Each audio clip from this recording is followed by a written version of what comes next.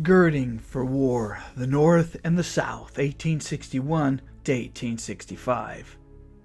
The Menace of Secession.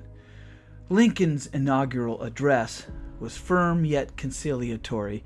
He said there would be no conflict unless the South provoked it, that secession was wholly impractical, that the North and the South were conjoined twins, bound inseparably together. Secession would create new controversies. What share of the federal debt should the South be forced to take? What portion of the jointly held federal territories should the Confederate States be allotted? How would the fugitive slave issue be resolved? A united United States had been the paramount republic in the Western Hemisphere. If the United States of America broke into two hostile parts, then Europe could transplant their concept of a balance of power and play the divide and conquer game, creating a disunited States and defy the Monroe Doctrine and seize territory in the Western Hemisphere.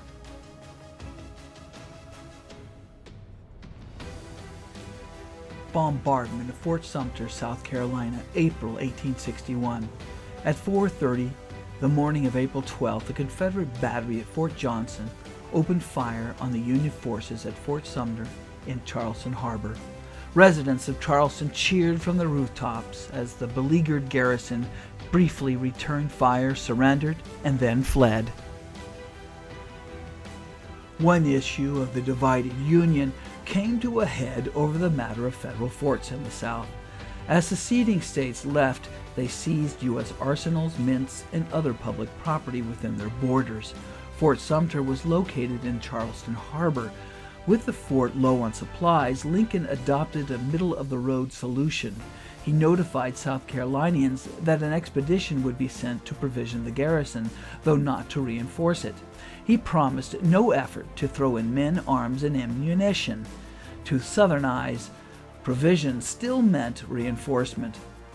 The Union naval force started on its way to Fort Sumter, a move the South regarded as an act of aggression.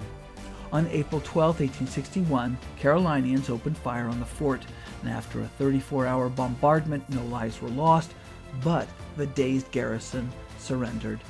The North was electrified and provoked into fighting. The fort was lost, but the Union would be saved.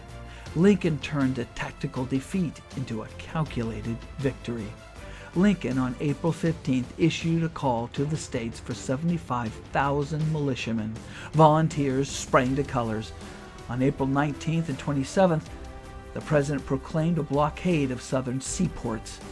This call for troops aroused the South. Lincoln was now waging war from the Southern view, an aggressive war on the Confederacy. Virginia, Arkansas, Tennessee reluctantly joined the Confederacy, as did North Carolina. 7 states became 11 as submissionists and Union shriekers were overcome. Richmond, Virginia replaced Montgomery, Alabama as the Confederate capital, too near Washington for strategic comfort on either side. The border states of Missouri, Kentucky, Maryland, and Delaware were the only slave states left in the Union. They contained a white population more than half that of the entire Confederacy.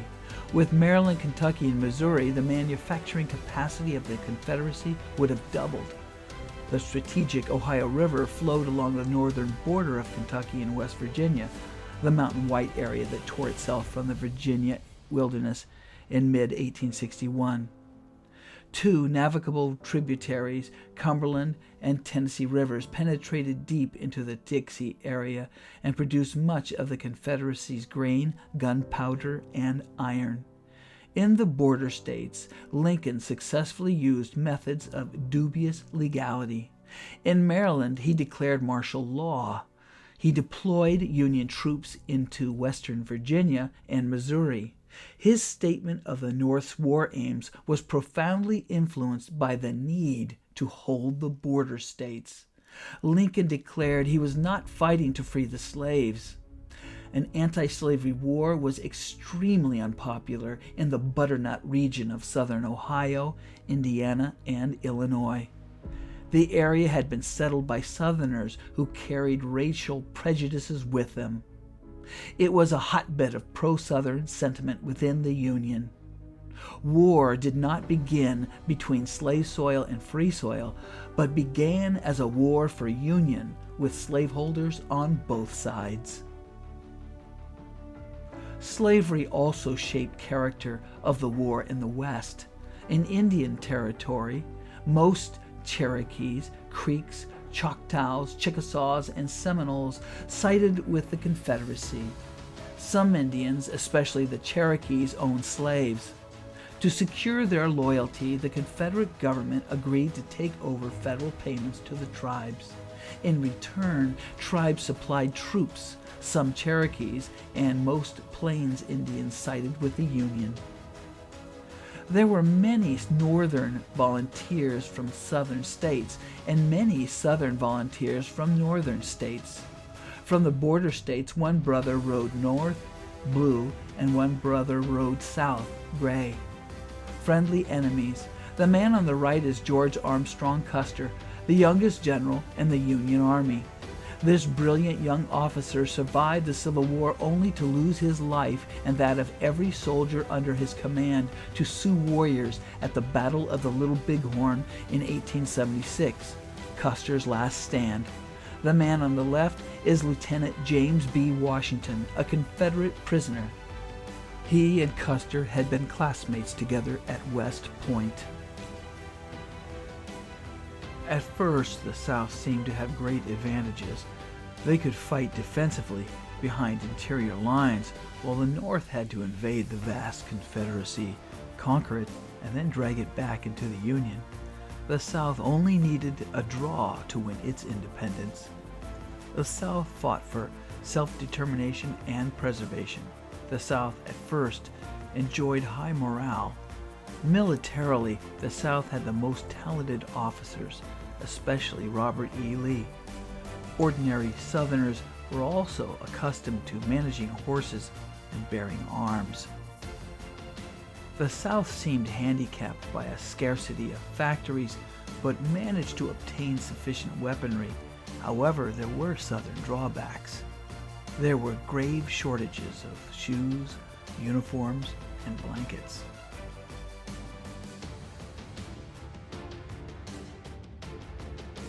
The economy was the South's greatest weakness, but the North's greatest strength.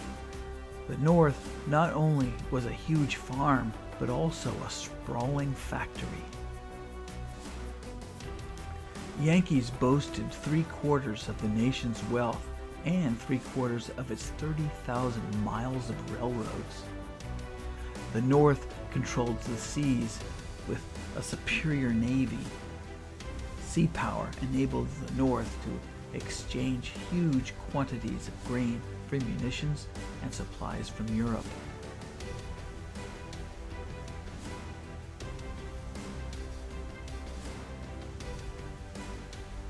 The Union enjoyed a much larger reserve of manpower, 22 million in population. The seceding states had only 9 million, including 3.5 million slaves. Adding to the North's advantages were European immigrants who continued to pour into the North. 1/5 of the Union forces were foreign-born. Initially, ordinary Northern boys were less prepared than their Southern counterparts for military life, and the North was much less fortunate in its higher commanders. Lincoln used trial and error methods to find the most effective leaders, finally uncovering Ulysses S. Grant. Northern strengths over time proved decisive. Early in the war, a Confederate win was quite possible.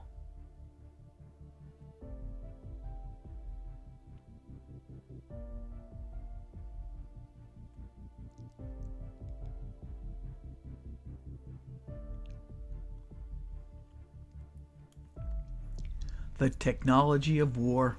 one of the new machines of destruction that made the Civil War the first mechanized war. This 8.5-ton Federal mortar sat on a railroad flat car in Petersburg, Virginia, ready to hurl 200-pound missiles as far as 2.5 miles. This powerful artillery piece rode on the tracks of a captured Southern railroad, itself another artifact of modern technology that figured heavily in the war.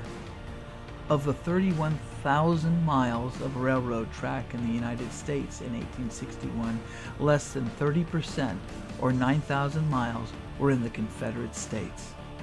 Soon reduced by Union capture and by destruction to 6,000 miles. The Confederate government's failure to understand the military importance of railroads contributed substantially to its defeat. 4 fascinating might-have-beens. If the border states had seceded, and if uncertain states of the upper Mississippi Valley had turned against the Union, if the wave of northern defeatism had demanded an armistice, and if Britain and or France had broken the Union's naval blockade of southern ports, then the South might well have won. But as the 4 failed to materialize, the South could not hope to win. Recruiting immigrants for the Union Army. This poster in several languages appeals to immigrants to enlist. Immigrant manpower provided the Union with both industrial and military muscle. Successful revolutions generally succeed because of foreign intervention. Of the Confederacy's potential assets, foreign intervention was the most important. Europe's ruling classes were openly sympathetic to the Confederate cause. They had long abhorred the American democratic experiment, and they cherished a kind of fellow feeling for the South's semi-feudal, aristocratic social order. Most working people in Britain pulled for the North. They had read Uncle Tom's Cabin and sensed that the war might extinguish slavery if the North won. Fearing opposition and home, England and France decided not to challenge the Union's blockade.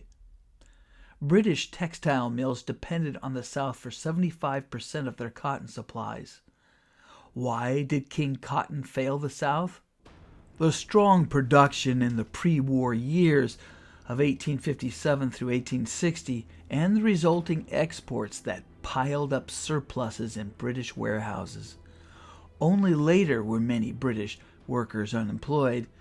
The direct effects of cotton famine were relieved by kind-hearted Northerners who sent foodstuffs to feed the unemployed British workers. Union victories gave the North cotton to ship to Britain. Confederates ran some cotton through blockades, and cotton growers in Egypt and India, responding to high prices, increased output and captured a share of the world cotton markets. Booming war industries in England, which supplied the North and the South, relieved unemployment. King Wheat and King Corn, the monarchs of northern agriculture, proved more potentates than King Cotton.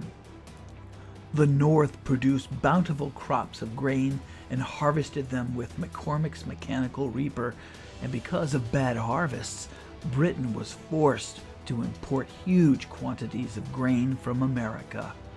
England needed access to food more than access to cotton. The Trent Affair, 1861. A Union warship in Cuban waters stopped the British mail steamer Trent and took 2 Confederate diplomats bound for Europe. The Britons were outraged. War preparations buzzed, and red-coated troops embarked for Canada. Lincoln released the 2 prisoners because he did not want to face 2 wars at the same time.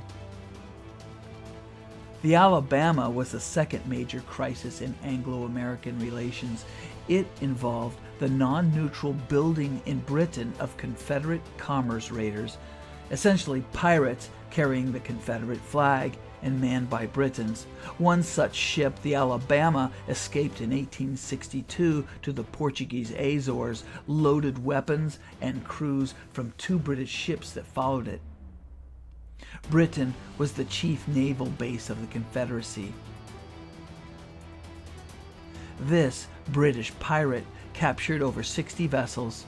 The Alabama finally accepted a challenge from a Union cruiser off the coast of France in 1864 and was destroyed. The issue of British-built Confederate raiders stayed alive. Minister Charles Francis Adams prodded the British to see that allowing such ships was a dangerous precedent that someday could be used against them. Britain did not remain neutral. Confederate commerce destroyers, chiefly British-built, captured over 250 Yankee ships and severely crippled the American merchant marine. Angry Americans looked north and talked about grabbing Canada when the war was over. The final Anglo-American crisis. Laird rams, 2 Confederate warships being constructed by John Laird and Sons in Great Britain, was designed to destroy Union wooden ships with iron rams and large caliber guns. Minister Adams warned, "This is war if the ships were released." London relented and bought the 2 ships for the Royal Navy.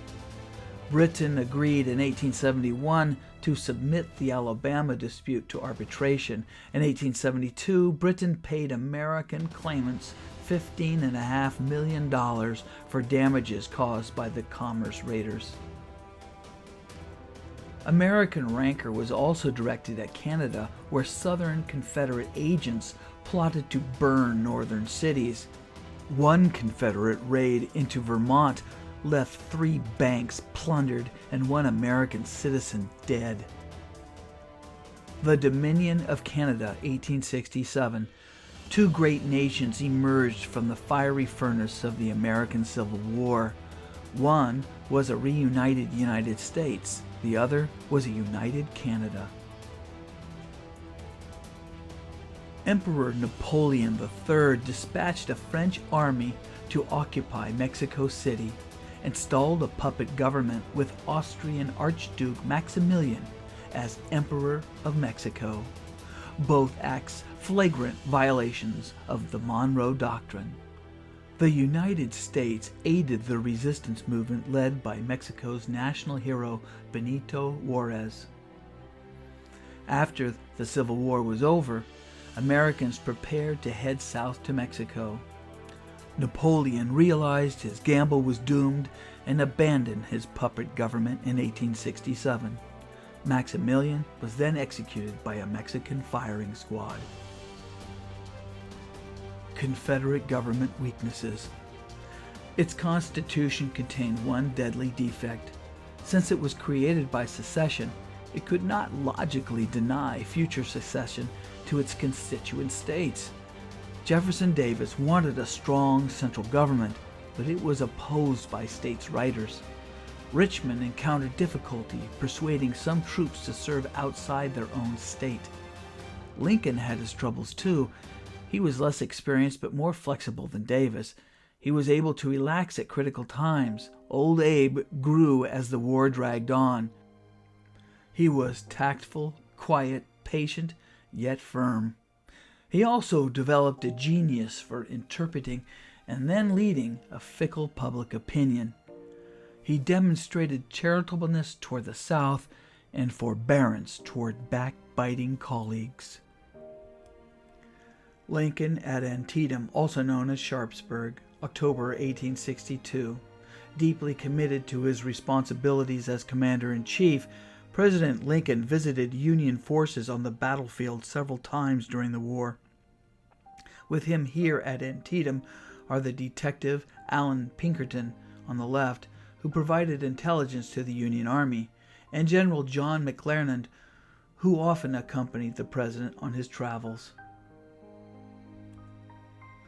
Congress generally accepted or confirmed Lincoln's questionable wartime acts, But Lincoln did not expect his iron-handed authority to continue once the war ended.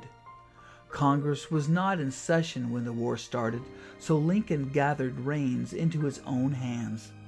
Brushing aside legal objections, he proclaimed a blockade later upheld by the Supreme Court. He arbitrarily increased the size of the federal army, something only Congress can do under the Constitution. Congress later approved it. He directed the Treasury to advance $2 million without appropriation or security to 3 private citizens for military purposes, a grave irregularity contrary to the Constitution. He suspended the privilege of the writ of habeas corpus so anti-unionists could be arrested. He defied the dubious ruling by the Chief Justice that habeas corpus could be set aside only with the authorization of Congress. His regime was guilty of many other high-handed acts. Davis was less able than Lincoln to exercise arbitrary power, mainly because of states' writers. Amputation on the battlefields of Virginia. A surgeon wearing a hat and a sword amputates the leg of a wounded soldier, while an anesthetist, facing the camera, holds a sponge dipped in chloroform over the patient's nose. A surgical assistant ties a tourniquet to stem the flow of blood. Other soldiers dressed in Zouave uniforms modeled on North African designs, which were popular among some northern and southern regiments, watched closely, likely aware of the dangers accompanying such crude surgery. An estimated 30% of amputees died from post-operative complications, most often infections. The New York City anti-draft rioters. In 1863, mostly Irish-American mobs convulsed the city for days and were in the end put down only by a merciless application of federal firepower. War demanded men, lots of men. Northern armies were first manned solely by volunteers. Each state was assigned a quota based on population. In 1863, Congress passed the first conscription law, which was grossly unfair to the poor. One could hire a substitute or pay $300 for exemption rights. The draft was opposed in Democratic strongholds of the North, especially in New York. There were draft riots in 1863. Elsewhere in the North, conscription met with resentment and an occasional minor riot. 90% of Union troops were volunteers because of social and patriotic pressures as well as generous bounties. Deserters were still plentiful.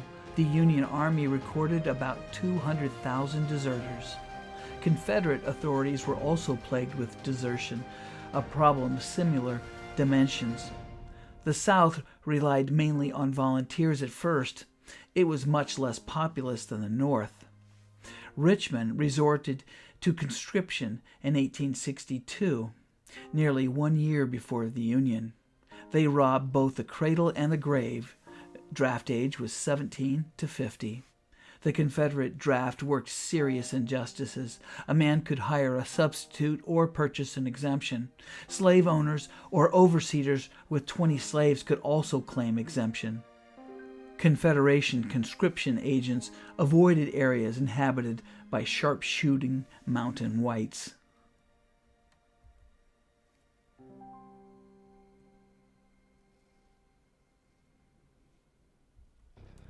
The Northern economy had an easier time funding the war. Excise taxes on tobacco and alcohol were increased by Congress. The income tax was levied for the first time. Customs receipts provided an important revenue. Congress in 1861 passed the Morrill Tariff Act, which increased duties some 5 to 10%. It was soon increased more by the necessities of war, partly to raise revenue, partly to provide more protection for the prosperous manufacturers hit by new internal taxes. The protective tariff became identified with the Republican Party, as most industrialists were Republican. Greenbacks. Washington issued paper money totaling nearly $450 million at face value. This printing press currency was inadequately supported by gold, hence its value was determined by the nation's credit. Inflation undercut the value of paper money. Bonds were a major source of war funding. The government netted $2.6 billion from the sale of bonds. Methods of sales through drives and payroll deductions were not yet devised. The Treasury was forced to market bonds through the private banking house of J. Cook and Company, which received a commission of 0.3%. With profits and patriotism at stake, bankers succeeded in making effective appeals to citizen purchasers. The national banking system was a financial landmark of the war. It was authorized by Congress in 1863, and it was launched as a stimulant to the sale of government bonds. It also established a standard banknote currency. Banks that joined the national banking system could buy government bonds and issue sound paper money backed by them. It was the first significant step toward a unified banking network since 1836. It existed for 50 years until it was replaced by the Federal Reserve System in 1913. Southern woes. Custom duties were cut off by the Union blockade. Confederate bonds sold amounted to $400 million. Taxes increased sharply, and the Confederacy imposed a 10% levy on farm produce. Short on revenue, the government was forced to print blue-backed paper money. Runaway inflation occurred with Treasury notes totaling more than $1 billion. The Confederate dollar eventually was worth only 1.6 cents. The inflation rate in the Confederacy grew eventually to 9,000%, contrasted with only 80% for the Union. Wartime prosperity in the North was little short of miraculous. New factories, sheltered by new protective tariffs, mushroomed. Soaring prices pinched day laborers and white-collar workers to some extent. Manufacturers and business people raked in the fortunes of war. The Civil War bred a millionaire class for the first time in American history. Graft was more flagrant in the North, partly because there was more to steal. Greed sometimes put profit ahead of patriotism. New labor-saving machinery enabled the North to expand economically, even though war drained off manpower. The sewing machine wrought wonders in fabricating uniforms and military footwear. The marriage of military need and innovative machinery ended the production of custom-tailored clothing. Graduated standard measurements were introduced. Mechanical reapers numbered 250,000 by 1865. They released tens of thousands of farm boys for the Army and fed them their field rations, and also produced vast surpluses of grain for export. They helped dethrone King Cotton while they provided profits to buy munitions and supplies from abroad. This contributed to the prosperity of the North, a prosperity that enabled the Union to weather the war. Other industries hummed. The discovery of petroleum in 1859 brought the 59ers to Pennsylvania and the birth of petroleum plutocracy and coal oil Johnnies. 300,000 pioneers continued to push westward, drawn by the Homestead Act of 1862. Only ocean-carrying trade suffered a crippling setback due to the Confederate raiders like the Alabama. The Civil War was a woman's war, too. Women often assumed men's jobs as men went to war. In Washington, D.C., 500 women became government clerks, with more than 100 in the Treasury Department. Countless women were drawn into industrial employment. Some stepped up to the fighting front. Dr. Elizabeth Blackwell, America's first female physician, helped organize the U.S. Sanitary Commission to assist the Union armies. The U.S. Sanitary Commission trained nurses, collected medical supplies, and equipped hospitals. It also helped women acquire organizational skills and self-confidence that would propel the women's movement. Clara Barton and Dorothea Dix helped transform nursing into a respectable profession. Equally renowned was Sally Tompkins, who ran an infirmary for wounded Confederates. Women organized bazaars and fairs to raise money. Booth at the Sanitary Fair in Chicago, 1863. The Chicago Sanitary Fair was the first of many such fairs throughout the nation to raise funds for soldier relief efforts. Mainly organized by women, the fair sold captured Confederate flags, battle relics, handicrafts like those potholders above, and donated items, including President Lincoln's original draft of the Emancipation Proclamation, which garnered $3,000 in auction. When the fair closed, the Chicago headquarters of the U.S. Sanitary Commission had raised $100,000, and its female managers had gained organizational experience that many would put to work in the post-war movement for women's rights. The South fought to the point of exhaustion. It suffered the destruction of war and the suffocation of the blockade. The South possessed 30% of the nation's wealth in 1860, but claimed only 12% by 1870. The Civil War squeezed the average Southern income to 2/5 of the Northern level. It had been 2/3 in 1860. The bid for independence exacted a devastating cost. Transportation collapsed, driven to the economic cannibalism of pulling up rails to repair the main lines. Window weights were melted down into bullets. Gourds replaced dishes. To the end, the South mustered a remarkable spirit. Women buoyed up the menfolk. There were even a proposal made that women cut their long hair and sell it abroad, but even that was stopped by the blockade. Women took pride in denying themselves the silks and satins of their northern sisters. At the war's end, the Norse captains of industry had conquered the South's lords of the manor. Cotton capitalism lost to industrial capitalism.